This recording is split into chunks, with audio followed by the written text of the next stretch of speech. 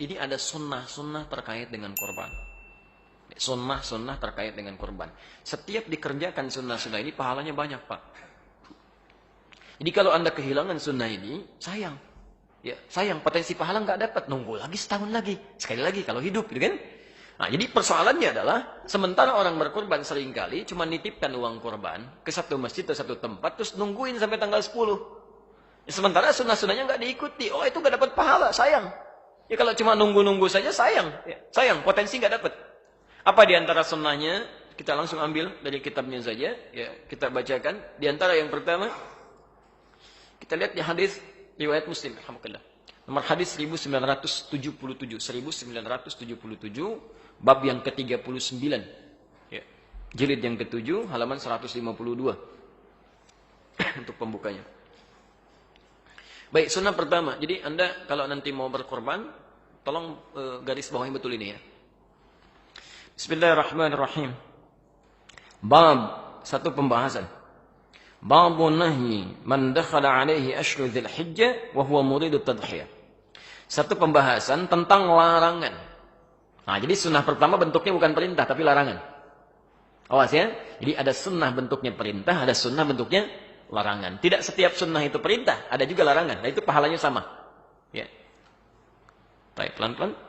Babun nahyi, bab tentang larangan. Man dakhala alaihi ashru dzil hijjah, bagi siapa yang telah memasuki awal 10 pertama Dzulhijjah. Maksudnya tanggal 1 Dzulhijjah sudah masuk, gitu kan? Wa huwa muridu tadhiyah, dan dia menginginkan untuk berkurban. Ya. Jadi ada orang yang memang sudah punya rencana untuk berkurban. Kalau Anda sudah punya rencana, sudah disiapkan, hewan sudah mau dibeli, kan? Maka sejak tanggal 1 Dzulhijjah, sunnah pertama, ayyakhudha min sya'rihi aw adfarihi syai'a. Nahyun an ya'khudha min sya'rihi aw adfarihi syai'a. Itu ada larangan memotong kuku dan seluruh rambut yang melekat pada tubuhnya.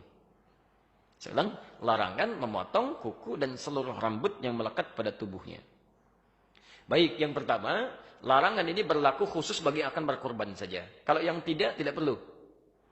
Jadi ini bagian pertama. Yang kedua, sifatnya adalah jika sudah ada keinginan, kehendak yang disertai kemampuan untuk berkorban. Jadi kalau begini, Anda siap korban, uang ada, kan?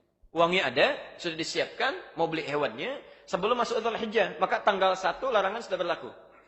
Tapi kalau Anda baru dapatkan uangnya misal, ya sudah ada kepastian dengan izin Allah, misalnya insya Allah tanggal 3 baru dapat, maka tanggal itu baru berlaku larangannya.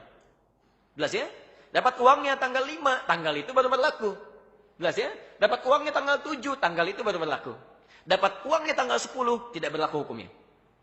Jelas ya? Tidak berlaku hukumnya. Karena ini hanya berlaku bagi tanggal 1 sampai dengan menjelang akan dipotong hewan korbannya. Ya. Jelas sampai sini? Baik. Sifat larangan ini, sifatnya bukan wajib. Awas. Jadi kalau Anda misalnya lakukan pun, misal saya mau potong kuku saja, ya, dosa sih tidak. Cuma kehilangan banyak pahala. Jelas ya? Kehilangan banyak potensi pahala. Nanti kita akan lihat apa maksudnya. Kenapa dilarang potong kuku dan rambut. Ya. Kenapa dilarang potong kuku dan rambut. Yang ketiga. Nanti kan betul ya. Ini sering keliru di sini. Sering keliru. Hadis ini jelas menunjukkan dari semua kalimatnya. Bahkan nanti runtutan keterangannya. Yang dimaksud larangan itu berlaku pada orang. Bukan pada hewannya. Bukan pada hewan.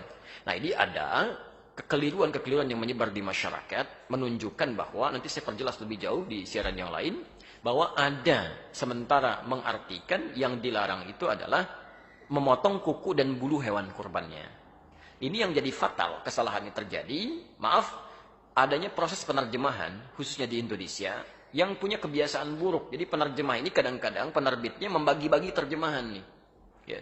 Ini misalnya Sahih Muslim nih, dibagikan ke sekian orang, 3 orang menerjemahkan. 3 orang ini kan kapabilitasnya berbeda-beda. Dan tidak bisa membedakan antara bahasa hadis dengan bahasa fikih. Apa yang terjadi? Ada yang mengartikan larangannya, larangan memotong kuku dan bulu binatang korban. Diterjemahkan ke dalam bahasa Indonesia, ini saya ada kopiannya ya. Nanti lebih jelas lah bisa kita bahas di kesempatan lain. Ini diterjemahkan ke dalam bahasa Indonesia, ya di halaman 899 ditulis kitab kurban dan disandarkan pada seorang syekh yang sangat populer sekali. Ya, syekhnya nggak salah, yang salah yang terjemahkan. Ya, terjemahannya, apabila 10 hari pertama telah tiba dan seorang di antara kalian bermaksud hendak berkorban, maka janganlah dia mengambil bulu dan kuku binatang korbannya. Ini sudah fatal. Fatal kesalahannya. Dan disebarkan dan orang mengamalkan ajaran yang salah. Baiknya, di mana letak kesalahannya? Satu, redaksi hadis yang menunjukkan pada orang. Disebut oleh Nabi, rambut. Pak, ibu sekalian, mohon maaf ya, mohon maaf. Di sini rambutnya menggunakan kata basyar. Rambut itu istilah khusus yang melekat pada manusia. Kalau pada hewan, bulu. Dan lain, bulu ayam, bulu kambing, ya, bulu sapi, bulu domba. Nggak ada rambut ayam. Rambut kelinci bagus banget ya, bulu. Itu ya, kalau kita rambut. Jelas ya? Nah, itu bagian pertama. Yang kedua, di Sahih Muslim ini ada kita mesti belajar cara membacanya. Beda dengan baca Al-Bukhari, lain. Sahih Muslim ini ada hadis berbintang, ada hadis tidak berbintang. Kalau yang berbintang itu tandanya dia punya asbabul wurud, sebab hadis itu disampaikan. Sebab hadis ini sampai ke kita, sampai dirangkum oleh Imam Muslim, itu ada salangan beberapa sahabat yang belum tahu tentang informasi ini, mendekat ke Idul Adha itu pada masuk ke toilet, ke hammam.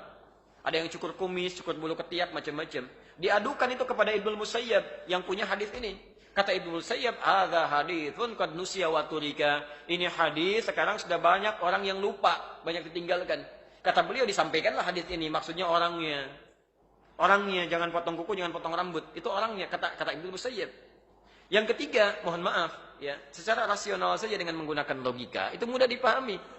Mohon maaf, nggak ada faedahnya, nggak ada kerjaan motongin kuku hewan. Bapak mau ngapain motongin kuku sapi? Bagaimana caranya begitu dipegang kakinya, nendang dia aja gitu kan? Nah, itu nggak ada kerjaan motongin kuku sapi. Ya, jadi di sini ada sesuatu yang harus kita pahami lebih dalam. Dan ada maksudnya. Di sunnah yang pertama ini maksudnya supaya Allah berkenan nanti mengampuni dosa-dosa yang bersangkutan ketika hewannya disembelih. Jadi begitu hewan disembelih, dari ujung rambut sampai dengan ujung kuku paling bawah di kakinya, itu Allah berkenan mengampuni. Khawatir ketika belum diampuni sudah dipotong, terpisahlah bagian dari dirinya. Bersaksi di akhirat nanti, gitu kan? Nah, padahal sebagian dosa-dosanya sudah terampuni di hadapan Allah Subhanahu wa taala. Nah, ini baru sunnah yang pertama, belum bagaimana nanti sunnah memilih hewan korbannya, sunnah cara menyembelihnya, sunnah cara membagikannya, termasuk persoalan-persoalan di dalamnya.